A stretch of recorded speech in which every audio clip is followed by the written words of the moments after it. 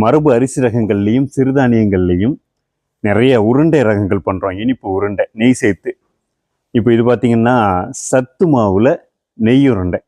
அதாவது மரபு அரிசி ரகங்கள், சிறுதானியங்கள், பயிர் வகைகள், முந்திரி, பாதாம் இப்படி எல்லாமா சேர்த்து செய்யப்படுற உருண்டை. இது கிடைந்து எடுக்கப்பட்ட நெய் சேர்த்து உருட்டுறோம்.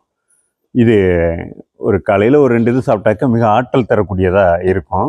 குழந்தைகள் நல்லா விரும்பி சாப்பிடக்கூடியதாக இருக்கும். பெரியவங்க எல்லாருமே சாப்பிடக்கூடியதாக இருக்கும். இதை நம்ம சத்து மாவாகவும் கொடுக்குறோம். 1/4 கிலோ 1/2 கிலோவாக சத்து மாவாகவும் கொடுக்குறோம். இதை நீங்கள் காய்ச்சி நீங்கள் சாப்பிட முடியும், அல்லது பாலில் போட்டு சாப்பிட முடியும். அது தனியாக இருக்குது. அதுலேயும் நம்ம சத்து மாவு உருண்டை செய்யணும். இதேமாரி கருப்பு கோணியில் நெய் உருண்டை இருக்குது, மாப்பிள சம்பாவில் நெய் உருண்டை இருக்குது, சாமையில் நெய் உருண்டை இருக்குது, திணையில் நெய் உருண்டை இருக்குது. இது இல்லாமல் கடலை உருண்டை இருக்குது, எள்ளு உருண்டை இருக்குது. இப்படி உருண்டையில் பல ரகங்கள் இருக்குது. நீங்கள் 1/4 கிலோலேருந்து உங்களுக்கு எவ்வளோ தேவையோ அதை நீங்கள் வாங்கிக்க முடியும். அந்த திரையில் தெரிகிற எண்ணுக்கு நீங்கள் பேசலாம். உங்களுக்கு தேவையான பொருட்களை வாங்கிக்க முடியும்.